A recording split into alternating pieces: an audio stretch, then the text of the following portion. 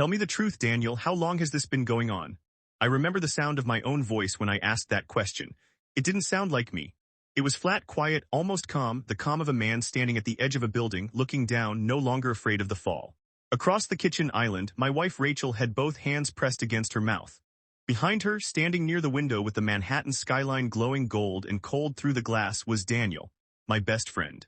The best man at my wedding, the man who had held my son the day he was born. He didn't answer right away. Say something, I said. Both of you begged me to stay 10 minutes ago. Now nobody can talk, Rachel's voice cracked. Please don't leave. Please, Daniel said too, stepping forward, and that word from his mouth, please, was the ugliest sound I had ever heard in my life. I want you to understand something before I tell you how we got here. 3 months earlier, I would have told you my marriage was the one good thing I did right. I would have told you Daniel was the brother I never had.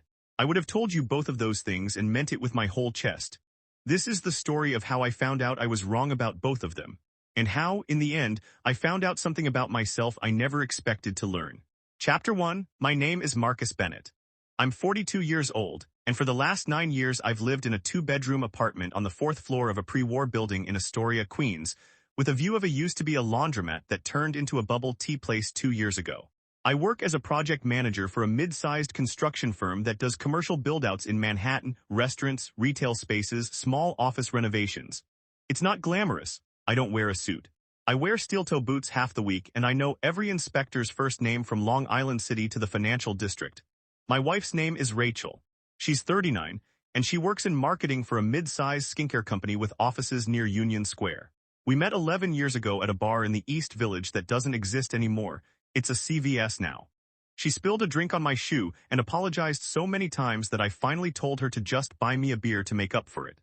She did. We were married 2 years later in a small ceremony in Prospect Park with 60 guests and rented folding chairs that kept sinking into the grass. We have a son, Eli, who is 7.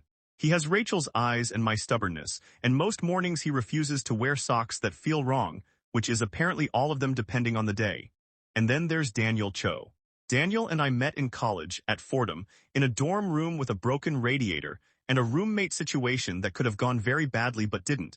Because Daniel turned out to be the kind of guy who'd give you his last $20 without asking why you needed it. He was there when my father died. He was the one who drove 4 hours upstate at 2 in the morning because I called him crying and couldn't drive myself. He was best man at my wedding, and in his toast he said, "Marcus is the only person I know who deserves everything good that's ever happened to him." Everyone laughed. Rachel cried. I remember thinking I was the luckiest man in that room. Daniel became an uncle to Eli in every way that mattered except blood. He came to Thanksgiving. He came to birthdays. He had a key to our apartment because he used to water our plants when we went to visit Rachel's parents in Ohio. He'd been divorced himself 3 years back, a short, bitter marriage to a woman named Priya that ended when she moved to Chicago for a job and he didn't go with her. After that, our apartment became something like his second home. Rachel used to joke that we should just build him a room. I used to think that was sweet. I don't think that anymore. We had dinner together, the three of us, almost every other week. Daniel would bring wine he clearly spent too much on. Rachel would cook the pasta dish her mother taught her, the one with too much garlic that none of us ever complained about. We'd sit on the fire escape in the summer, the three of us, watching the 7 train rattle by in the distance, and I remember genuinely thinking, that this was what a good life looked like. A wife who loved me. A best friend who was basically family, a son asleep in the next room. I didn't know that somewhere inside that picture something had already started to rot. The first sign came on a Tuesday in April. Small, almost nothing. The kind of thing you forget by dinner. Rachel's phone buzzed on the kitchen counter while she was in the shower. I wasn't snooping. I want to be honest with you about that because everything after this moment I was snooping, and I want you to see the difference. I glanced at the screen the way you glance at any phone that lights up near you. A text preview, no name attached, just a number. Can't stop thinking about last night. We need to be careful. I stood there in my kitchen holding a mug of coffee, and for about 4 seconds my brain simply refused to process the sentence. Then it did the thing brains do when they don't want to accept something. It built an excuse before I even asked for one. Work thing. Maybe a coworker talking about a bad presentation. Maybe it's not even for her. Wrong number happens all the time. The shower shut off. I put the phone down exactly where it had been, screen dark again, and by the time Rachel walked out in her robe, towel wrapped around her hair, I had already convinced myself I'd imagined half of it. "You're up early," she said, kissing my cheek on her way to the coffee pot. Couldn't sleep, I said. That was true, I just didn't tell her why. Chapter 2, I want to be honest with you about something. For the next several weeks, I didn't investigate anything. I didn't check her phone. I didn't ask questions I didn't already believe I knew the answers to. I told myself that text was nothing, and mostly I believed it, the way you believe things you desperately need to be true. But small things started to pile up the way snow piles up on a windowsill. You don't notice it accumulating until one day there's an inch of it sitting there and you have no idea when it started. Rachel started working later. Not dramatically later, 6:30 became 7:30, 7:30 became 8:15. She said her company was launching a new product line and the marketing calendar was insane right now. That was believable. I'd heard her complain about her boss, a woman named Julissa who apparently changed her mind about campaign concepts every other day. She started keeping her phone face down. Always. On the nightstand on the kitchen counter in restaurants. I noticed it because Rachel had never been a face-down phone person. She used to leave it open on the counter while she cooked, music playing from a Spotify playlist called Kitchen Chaos that had the same 20 songs on it for 6 years. She started a Pilates class on Thursday evenings. Fine, people start classes, except she never talked about it the way people talk about a new hobby. No stories about the instructor, no complaints about sore muscles, no photos. Just, I have Pilates, said flatly, like a line she was reading off a card. And there was a night in May when she came home smelling like a cologne that wasn't mine. Cedar and something sweet underneath it like vanilla and smoke. I noticed it when she hugged me hello. I almost said something. I opened my mouth. Then I looked at her face tired, a little flushed, smiling at Eli who was showing her a Lego castle he'd built, and I thought, what kind of husband accuses his wife of something because of a smell? So I said nothing. Again, I told myself I trusted her. And in a strange way I did, not because I had evidence to trust her. Because trusting her was easier than the alternative. And because 11 years of marriage builds a kind of momentum that doesn't stop just because a few strange details show up along the way. There's a particular kind of pain in looking back at that version of myself now, the guy standing in his own kitchen, smelling another man's cologne on his wife's neck and actively choosing to believe it was nothing. I wasn't stupid.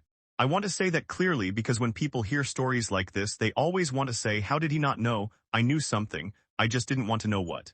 The person I talked to about all of it, of course, was Daniel. We met for beers at a bar on Steinway Street that Wednesday, our usual spot, red vinyl booths and a bartender named Gio who'd known us both for 6 years.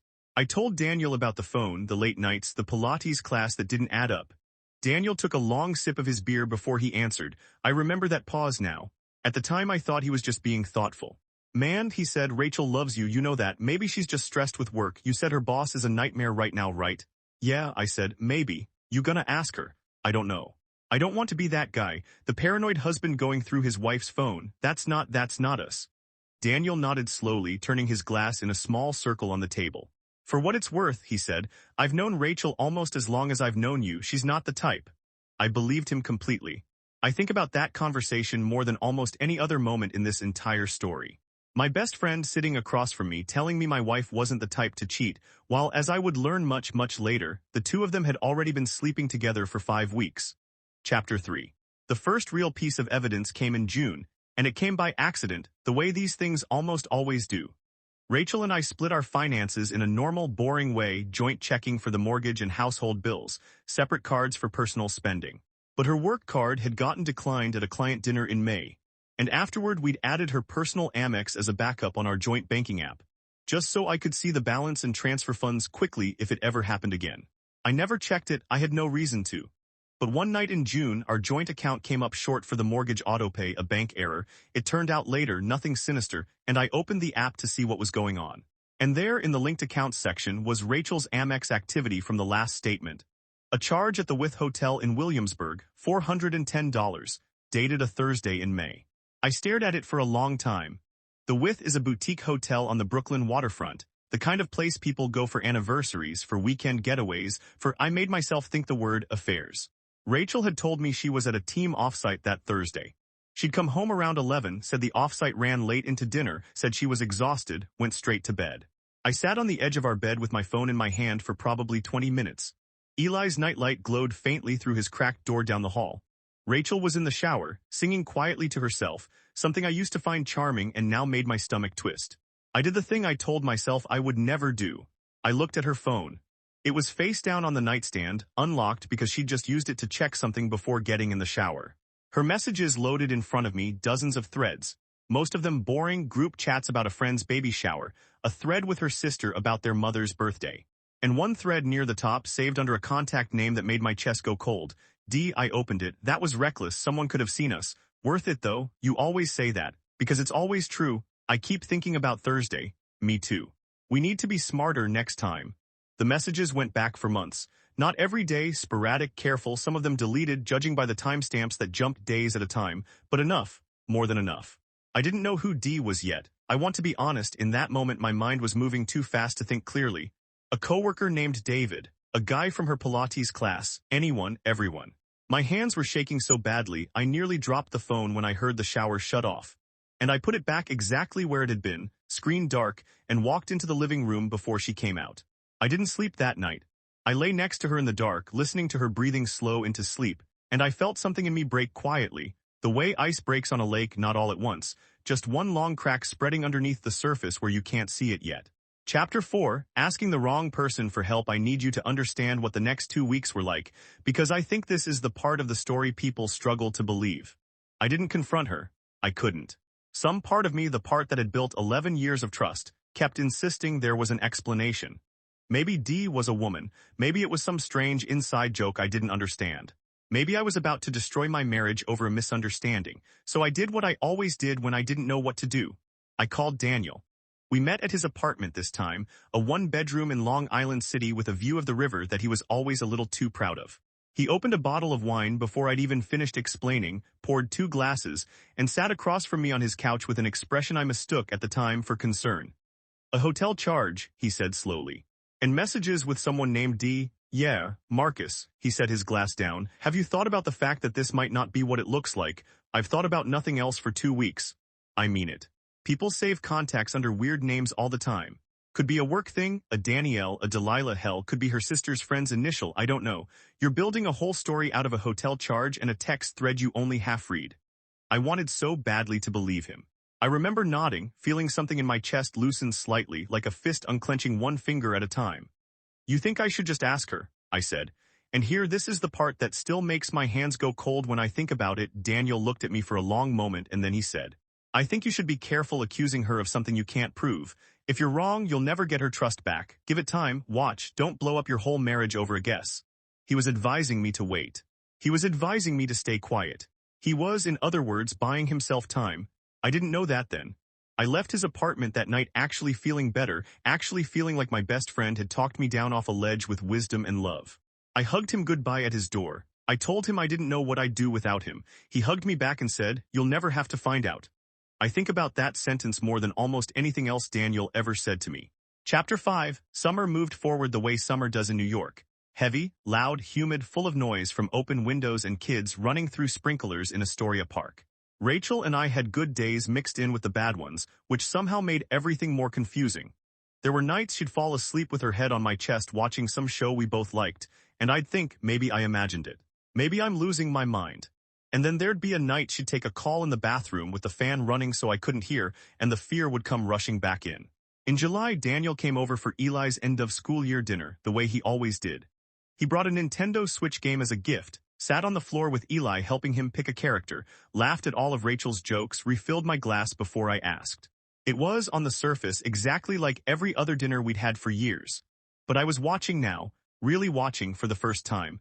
I noticed that Daniel and Rachel never quite looked at each other for more than a second or two at a time. I noticed that when Rachel got up to get more wine, Daniel's eyes followed her out of the room before he caught himself and turned back to Eli's game. I noticed that when I made a joke about D, some throwaway comment about a coworker of hers I invented on the spot, just to watch, Rachel's hand froze for half a second around her fork before she laughed it off. It was small, all of it was small. But once you start looking for the cracks in something, you can't stop seeing them. That night after Daniel left and Eli was asleep, I lay awake next to Rachel again, staring at the ceiling, running through every dinner, every holiday, every ordinary Tuesday Daniel had spent in our home over the last 6 years. He had a key, he watered our plants. He knew Eli's teacher's name. He knew Rachel's coffee order without asking. He knew, God help me, more about our marriage than most of our actual family did because we told him everything. We trusted him with everything. The thought arrived slowly, the way a bruise arrives slowly after an impact, spreading its color hours later. What if D is Daniel? I sat up in bed so fast Rachel stirred beside me. You okay? She mumbled. Bad dream, I said and lay back down staring into the dark, my heart hammering so hard I could feel it in my throat. I didn't sleep again that night. And somewhere around 4 in the morning, lying next to the woman I'd married and thinking about the man I'd trusted more than my own brother, I made a decision. I was going to find out the truth. Quietly, completely. And I wasn't going to ask either of them for help doing it. Chapter 6. I'm not a detective. I'm a construction project manager who is good at reading blueprints and bad at confrontation. But I am, it turns out, patient, and patience was what this required. Over the next 3 weeks, I did things I'm not proud of and things I'll never regret doing. I checked our banking app every few days, quietly screenshotting anything unusual, a charge at a wine bar in Williamsburg on a night Rachel said she was working late. A Duane Reade purchase near Long Island City, nowhere near her office, nowhere near our apartment, but 4 blocks from Daniel's building. I started noticing Daniel's Thursday pattern. He'd always claimed Thursdays were his gym and grocery night, the one night he didn't answer texts quickly. Rachel's Pilates class was also Thursday evenings. I told myself that was a coincidence for 2 weeks before I stopped being able to tell myself that. One Thursday in August, I told Rachel I had a late site inspection in the Bronx. A lie, my first real lie of the whole ordeal, and it tasted like metal in my mouth. Instead, I took the train into Manhattan, transferred to the G, and got off 2 stops before Daniel's apartment in Long Island City. I stood across the street from his building for 40 minutes, feeling like a stranger in my own life, watching a doorway I'd walked through 100 times as a welcome guest. At 7:52 p.m., Rachel walked up the block. She was wearing a dress I didn't recognize, her hair down instead of in the ponytail she usually wore to Pilates. She looked around quickly, carefully, the practiced glance of someone checking if they're being watched, and went in through the side entrance, the one residents used, not the front lobby with the doorman. I stood on that corner for a long time after she disappeared inside. A bus went by. A woman walked a dog past me twice. The sun went down behind the buildings and the sky turned that particular orange-gray color it gets in Queens in August, and I just stood there, a married man watching his wife walk into his best friend's building, feeling something inside me go completely, permanently still. I didn't go up, I didn't bang on the door, I didn't call either of them. I took the train home, sat in our dark apartment, and waited for her to come back and tell me about Pilates. She walked in at 10:40, cheeks a little flushed, hair slightly damp like she'd showered. Class ran long, she said, kissing my forehead. Sorry, traffic on the train too. How was it? I asked. My voice came out steadier than I expected. Good, hard. My legs are dead. She smiled at me, and it was such a normal, easy smile, the kind she'd given me 1,000 times over 11 years, that for one terrible second I almost believed her over the truth I'd watched with my own eyes. That's the part nobody tells you about betrayal. It's not that the lie is convincing, it's that you want it to be true so badly that you help the lie along. I said nothing that night either, but something had shifted permanently. I wasn't looking for reasons to trust her anymore. I was collecting evidence. Chapter 7, the final piece came on a Sunday afternoon in early September, and it came, appropriately, through Eli. Rachel had taken him to a birthday party in Sunnyside, and I was home alone doing laundry, the kind of quiet domestic afternoon that used to feel peaceful and now felt like a held breath. I was moving a stack of Rachel's sweaters from the dryer to fold on our bed when something fell out of the pocket of a hoodie, an old one of hers, one she rarely wore. A phone. Small, cheap, the kind you buy prepaid at a drugstore. Dead battery. I sat on the edge of our bed holding it in my hand like it was something radioactive. I found a charger that fit an old micro USB cable in our junk drawer, and I plugged it in and waited, sitting on the floor of our bedroom with my back against the bed, watching the little battery icon crawl up percentage by percentage. My heart pounding so hard I could hear it in my ears. It powered on, no passcode. Rachel had never expected anyone to find it clearly, or she'd simply gotten careless the way people do when they've been getting away with something for a long time. One contact. Months of messages. I want to tell you I read everyone, but I couldn't. I read enough. Enough to know it had started in February, 7 months earlier, not April like I'd first guessed. Enough to know the With Hotel wasn't the first time and wasn't close to the last. Enough to know they'd talked about me. Enough to know Daniel had once written, he trusts me more than he trusts anyone. It's almost funny. And Rachel had replied with a single laughing emoji that broke something in my chest that I'm not sure has ever fully healed. And near the bottom of the thread, a message from 3 weeks earlier from Daniel. What are we going to do if he finds out? Rachel's reply. He won't. He never suspects anything. That's the thing about Marcus. He wants to believe the best about people. I sat on our bedroom floor and read that sentence 4 times. He wants to believe the best about people. She wasn't wrong. That had always been true about me, but reading it there in that context, it didn't feel like a compliment anymore. It felt like a weapon she'd been using against me for 7 months. I put the phone back in the hoodie pocket exactly as I'd found it. The battery drained again by the time Rachel and Eli got home 2 hours later. Laughing about the birthday party, Eli holding a goodie bag full of candy he wasn't allowed to eat before dinner. I picked my son up and hugged him tighter than usual. He didn't notice anything was wrong. Kids rarely do until they have to. That night after Eli was asleep, I sat in the living room in the dark for a long time. I wasn't angry yet, not the way you'd expect. I was somewhere past anger, in a kind of cold, clear place where I could finally see the entire shape of what had happened to me. My wife, my best friend, 7 months. A key to my apartment, a seat at my dinner table, a hand on my shoulder at my father's funeral saying, "I've got you, man, whatever you need." I decided, sitting in that dark living room, that I wasn't going to confront them yet. I was going to make sure when I finally did that neither of them would ever be able to talk their way out of it. Chapter 8. For the next 2 weeks I became someone I didn't recognize. Quiet, watchful. Patient in a way that felt almost inhuman. I photographed the burner phone's message history one careful screenshot at a time on the rare mornings Rachel showered before me and left it charging in her gym bag. I pulled 6 months of the Amex statement and mapped every unexplained charge against Rachel's stated schedule. Building a timeline on a legal pad, I kept hidden inside a folder labeled Riverside Project Permits at the bottom of my work bag, because I knew Rachel would never look there. I started noticing things I'd been too afraid to notice before. The way Daniel now sometimes texted me first thing on mornings after he'd clearly seen Rachel, a slightly too cheerful "Hey man, thinking about you, you good?" that I now understood as guilt dressed up as friendship. The way Rachel had started being extra affectionate with me on the nights I now knew she'd been with him, cooking my favorite dinner, initiating things in bed she hadn't in months, and understanding, sickeningly, that this wasn't tenderness. It was cover. I told no one. Not my mother, not my sister, not a single friend outside of Daniel, because Daniel, of course, was the friend I would have told first, and that fact alone was its own quiet horror. I realized, somewhere in those 2 weeks, how completely Daniel had positioned himself as my closest confidant, my only real emotional outlet, in a way that now looked less like friendship and more like control. If something was wrong, I told Daniel. If I was scared, I told Daniel. And every single time, Daniel had been feeding me exactly enough reassurance to keep me from looking too closely while sleeping with my wife.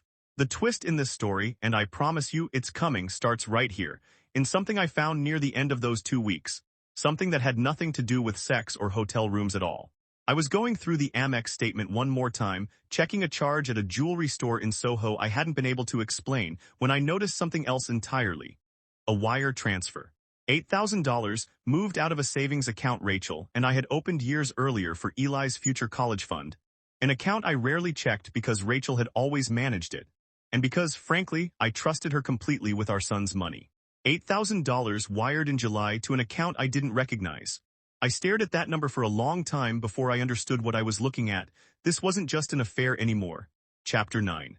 I called the bank the next morning under the excuse of reviewing beneficiary details for the account. And after 20 minutes on hold and a very patient representative named Carla, I learned the transfer had gone to an account under the name Daniel J. Cho. $8,000, from our son's college fund to my best friend. I sat in my car outside a job site in Chelsea for 45 minutes that morning, unable to make myself go inside, running every possible explanation through my head and rejecting each one. Alone, Rachel would have told me, a gift. For what? A business investment. Daniel didn't run a business, he worked in commercial real estate leasing, a stable, well-paying job, not the kind of position that needed emergency cash from a friend's kid's college fund. I thought about the message I'd read on the burner phone. What are we going to do if he finds out? I thought about how careful they'd both been, how long this had gone on, and a new, colder thought started to form. What if this wasn't only about love or lust, or whatever they were calling it to themselves? What if Daniel needed money and Rachel had been quietly helping him, using money that belonged, at least in part, to our son, while I had no idea any of it was happening? I didn't confront anyone yet. I want to be clear about that, because I know by this point in the story you might be shouting at your screen for me to say something. But I needed to understand the full shape of what I was dealing with before I said a single word. Because I knew that the moment I confronted them, they would both start talking, start explaining, start softening the truth with tears and context and half-answers. I needed to know everything first so that when they lied to me I would already know they were lying. So I did one more thing. I called Priya, Daniel's ex-wife. Chapter 10. I hadn't spoken to Priya in almost 3 years, not since she'd moved to Chicago after the divorce. I found her number in an old group thread from Daniel's wedding, 7 years back, one I'd never bothered deleting. I sat in my car with my thumb over the call button for a long time before I finally pressed it. She picked up on the fourth ring, surprised to hear from me, and after a few minutes of careful, awkward small talk, I told her carefully, without revealing everything, that I was trying to understand some financial issues involving Daniel. And I asked if she remembered him ever having money trouble during their marriage. There was a long pause on the line. "Marcus," she said slowly, "why are you asking me this?" "I need to know," I said, "please." Another pause, then she told me something I hadn't expected, something that reframed the entire second half of this story. Daniel, she said, had a gambling problem.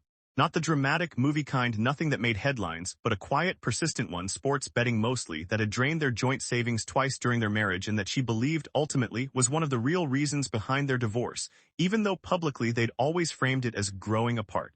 She said he'd promised to get help. She said she had no idea if he ever had. He borrowed money from people, she said. Friends, my parents once, before I found out, and made him pay it back. If he's asking you for money, Marcus, please be careful. I loved him, I really did, but he's very good at making you believe whatever he needs you to believe. I thanked her, hung up, and sat in my car in complete silence for a long time. Everything reorganized itself in my mind at once. The affair wasn't only an affair. Daniel hadn't just wanted Rachel, he'd needed money, and somewhere in those quiet late-night conversations, in whatever twisted version of love or desperation had grown between them, Rachel had started helping him.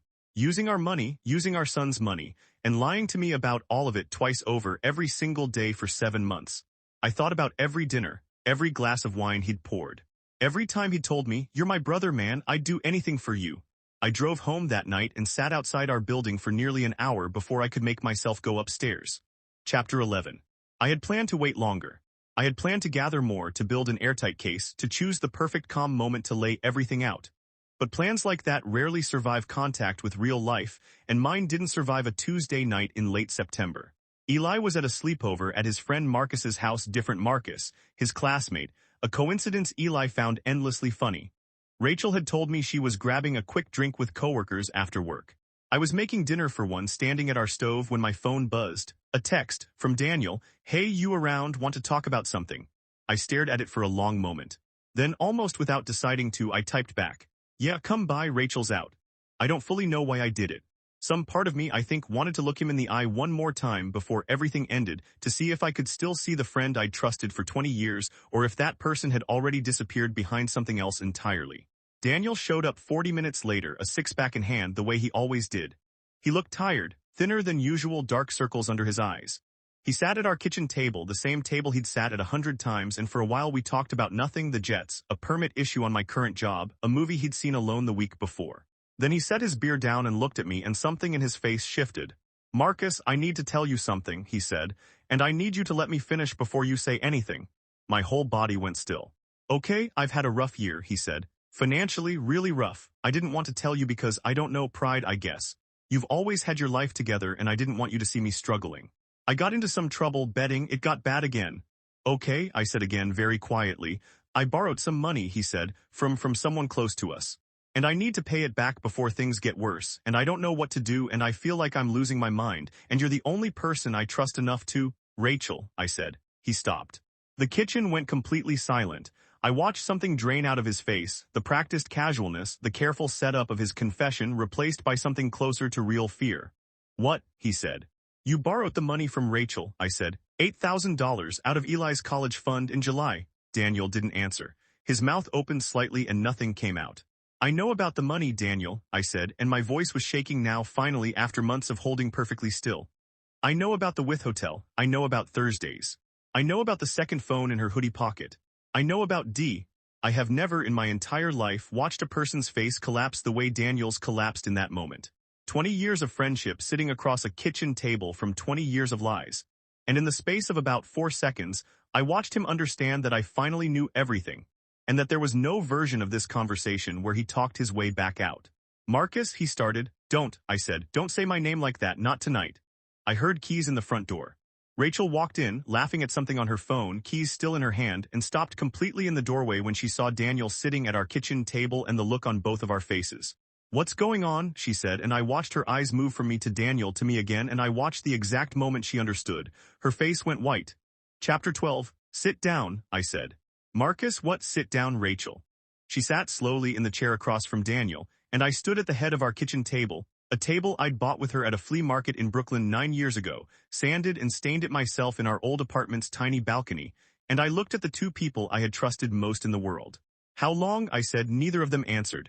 How long, I said again louder, Rachel's eyes filled with tears. Marcus, please let me explain. I don't want an explanation, I want a number. How many months? Daniel spoke first, his voice barely above a whisper. February, I repeated, 7 months. It's not what you think, Rachel said, and I laughed, an ugly, sharp sound that didn't feel like it came from me. It started as Daniel was going through a hard time and I was just supporting him, and it turned into something neither of us meant for it to. You had a second phone, I said. You don't accidentally buy a burner phone, Rachel. You don't accidentally check into a hotel in Williamsburg. You don't accidentally lie to me for 7 months about Pilates. Her face crumpled. I know, she whispered. I know. You knew how much money he owed, I asked her. You knew about the gambling, she nodded, not looking at me, and you took $8,000 out of our son's college fund and gave it to him. I was going to pay it back, she said quickly, desperately. Before Eli even needs it, I swear, I was going to put it back. Daniel was going to lose everything, people were threatening him, and I panicked. And you panicked, I said. For 7 months, I turned to Daniel. He hadn't moved. He was staring at the table like he was hoping it might open up and swallow him. 20 years, I said. You held my son the day he was born.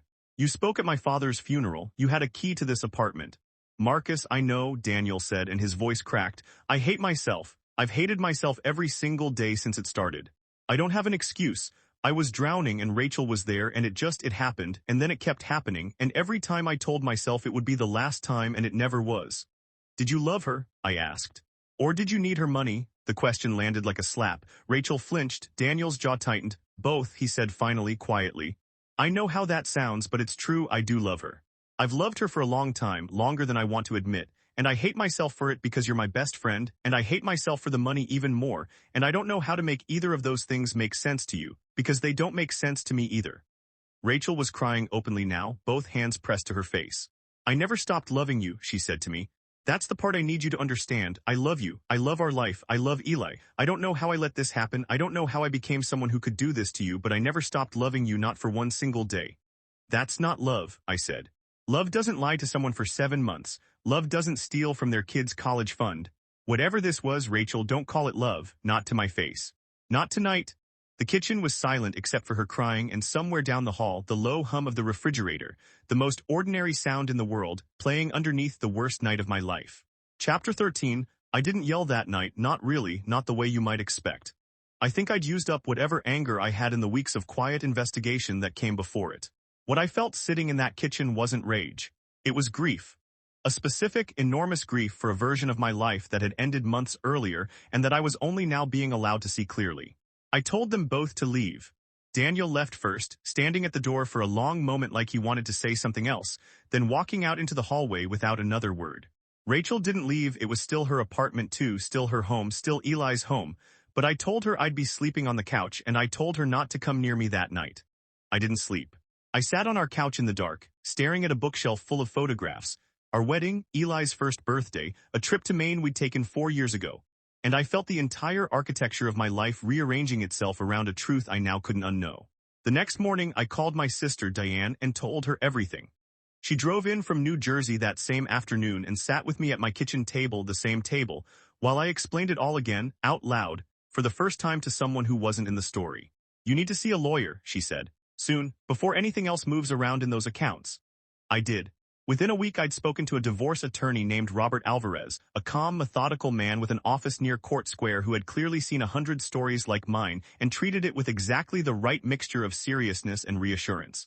He explained how to protect Eli's remaining college funds, how New York's equitable distribution laws would likely apply to our apartment and joint accounts, what documentation I needed to preserve, the messages, the bank statements, everything I'd already gathered without knowing I was building a legal case at the same time as an emotional one. I moved out 3 weeks later, into a one-bedroom sublet in Sunnyside that a coworker's cousin was renting out while he traveled for 6 months. I took a mattress, a desk, some clothes, and a single box of photographs.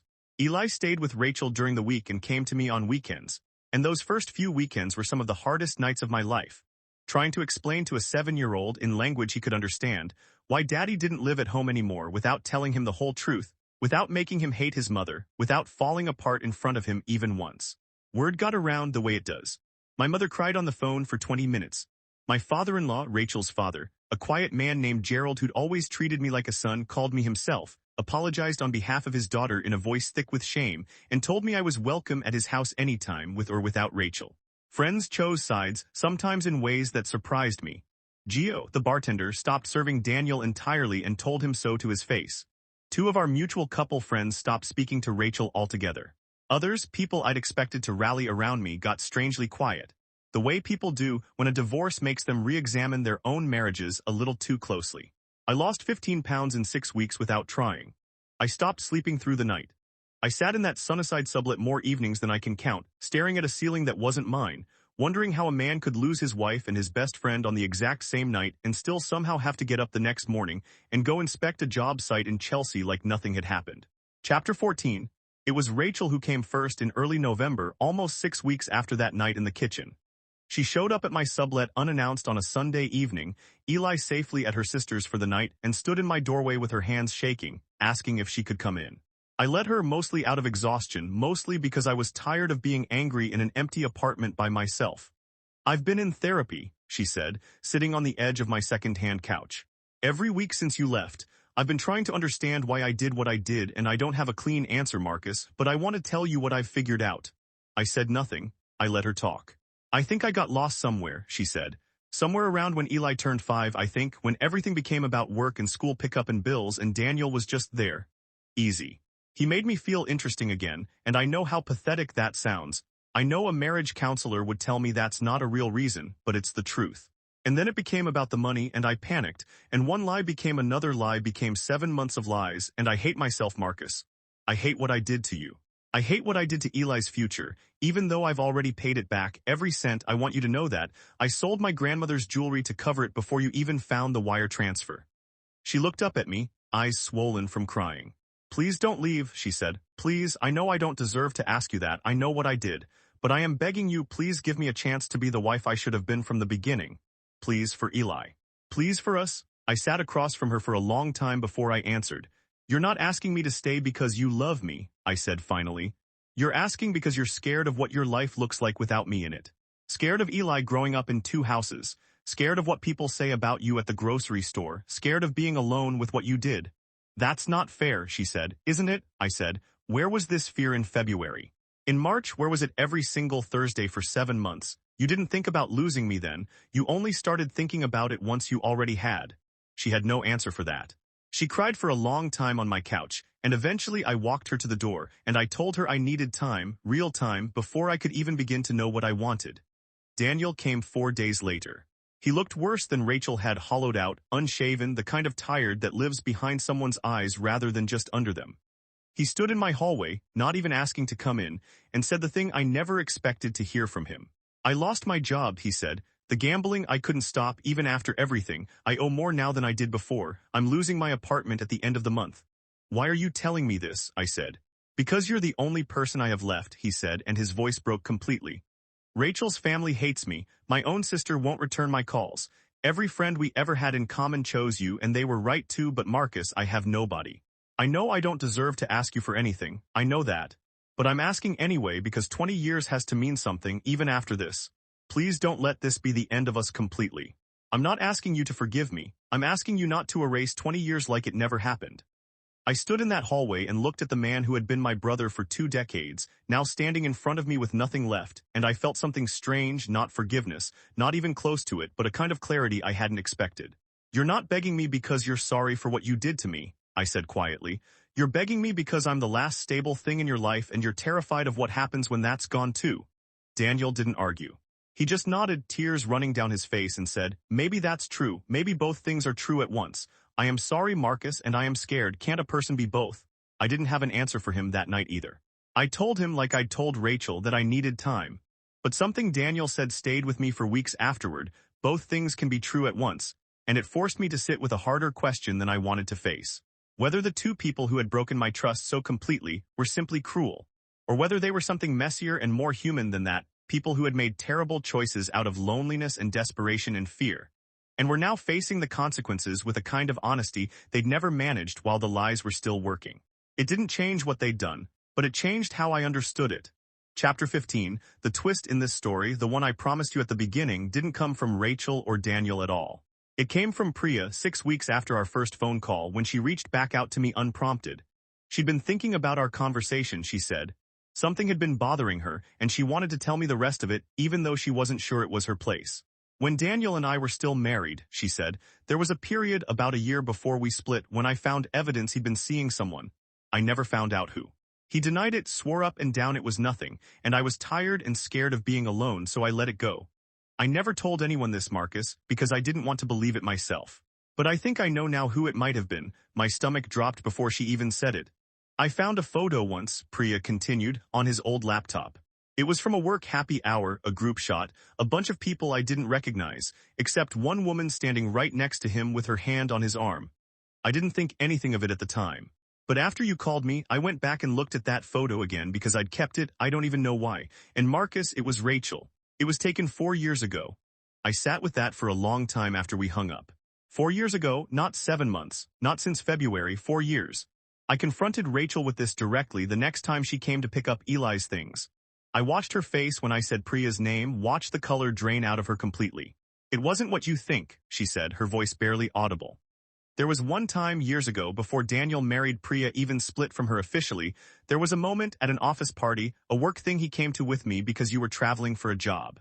It was one night, it never happened again until this year. I swear to you, Marcus, that's the truth.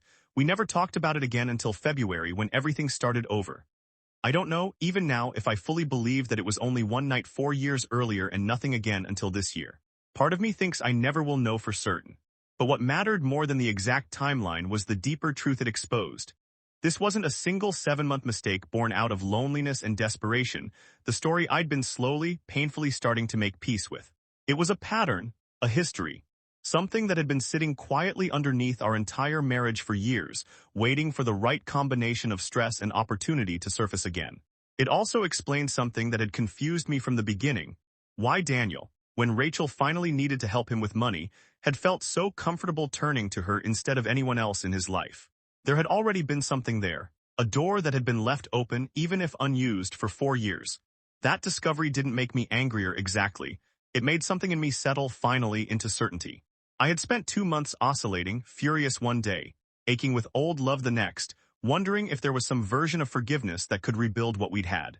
The truth about that 4-year-old photograph closed that door for me, gently and completely, the way a door closes on its own when a house finally settles.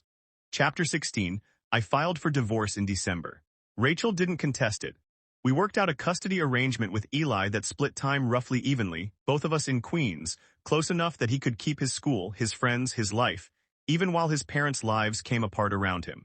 It took nearly a year to finalize everything, the apartment which we sold, the college fund which Rachel had, true to her word, fully restored plus a little more. The slow, painful mechanics of unbuilding a life two people had spent a decade building together. I didn't cut Rachel out of my life entirely. I couldn't, not with Eli in the middle of it, and honestly somewhere in that long, difficult year, something like a distant, careful civility grew between us.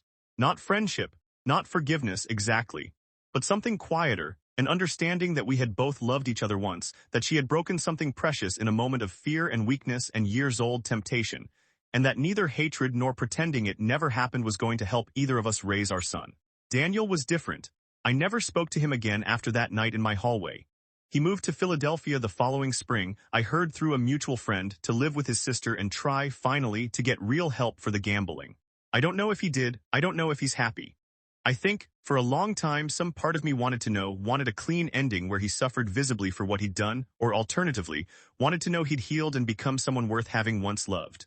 Neither of those endings arrived. He simply became someone I used to know, a chapter that closed without a final page. The 20 years we'd shared didn't disappear. I still remember the 4-hour drive he made at 2 in the morning when my father died. I still remember his toast at my wedding. Those things happened. They were real, even though everything after them turned out to be built on something rotten underneath. I've come to believe that both things can sit inside the same memory, the real love of a real friendship and the devastating betrayal that ended it. Life rarely hands you clean stories. Mine certainly didn't. Chapter 17. It's been almost 2 years now since that night in our kitchen. I still live in Queens, though I've moved into a bigger 2-bedroom in Sunnyside, close enough to Rachel's building that Eli, now 9, can walk between our 2 homes on his own when he's a little older. which he reminds me constantly he is basically already old enough to do. I started seeing a therapist myself, something Daniel's confession to me that a person could be both sorry and desperate at the same time pushed me toward, because I realized I needed to understand my own patterns too. Why I'd waited so long to look.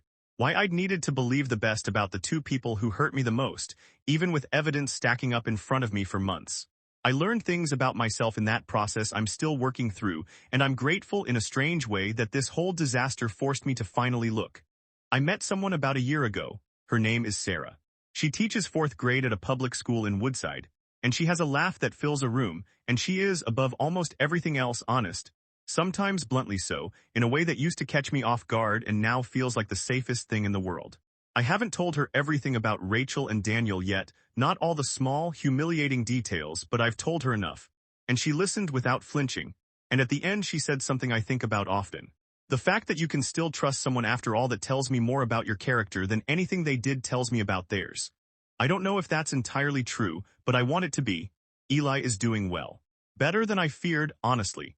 In the way kids often surprise you with their resilience when the adults around them handle things with enough care. He doesn't ask about Daniel much anymore. A year ago he asked once quietly why Uncle Daniel never came around, and I told him as gently and honestly as a 7-year-old could understand that sometimes grown-ups make mistakes that are too big to fix, and that it wasn't his fault, and that he was loved by both his parents completely, even living in 2 different homes. He seemed to accept that. Kids usually accept more than we give them credit for if you're honest with them in language they can hold. Sometimes, late at night, I still think about that Tuesday in April, the first text I saw on Rachel's phone, the one I convinced myself meant nothing. I think about how many quiet chances I gave both of them to tell me the truth on their own, and how neither of them ever took a single one, not once in 7 months, until I already knew everything and there was nothing left to hide. I lost a marriage. I lost a best friend of 20 years. I lost for a while my ability to trust my own judgment about people, which might have been the hardest loss of all. But I found something too, somewhere in the wreckage of all of it. A clearer sense of who I actually am when everything I thought was stable turns out not to be. I found out I could survive something I once thought would destroy me completely. I found out my son could survive it too with the right care. And I found out eventually that love, real love, the kind that doesn't need a second phone or a hidden hotel room or a lie repeated for 7 months, was still out there, waiting for me to be ready for it again. They begged me not to leave. Both of them in the same house on the same terrible night, and then again separately in the weeks that followed.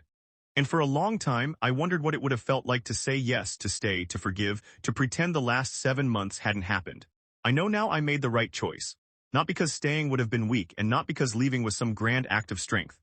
I left because somewhere in that long, quiet investigation, in the receipts, and the messages, and the phone call with Priya, and the $8,000 pulled from my son's future, I finally understood something simple that took me 42 years to learn. Love that has to hide from you was never really love at all. And a man who spends his whole life trying to believe the best in people has to, eventually, learn the harder lesson too. Sometimes believing in someone means nothing at all if they were never being honest with you to begin with. I chose myself that year. I chose my son. And slowly, quietly, one ordinary day in Queens at a time, I chose to build a life again, a smaller one maybe, but an honest one. That in the end turned out to be more than enough. The end.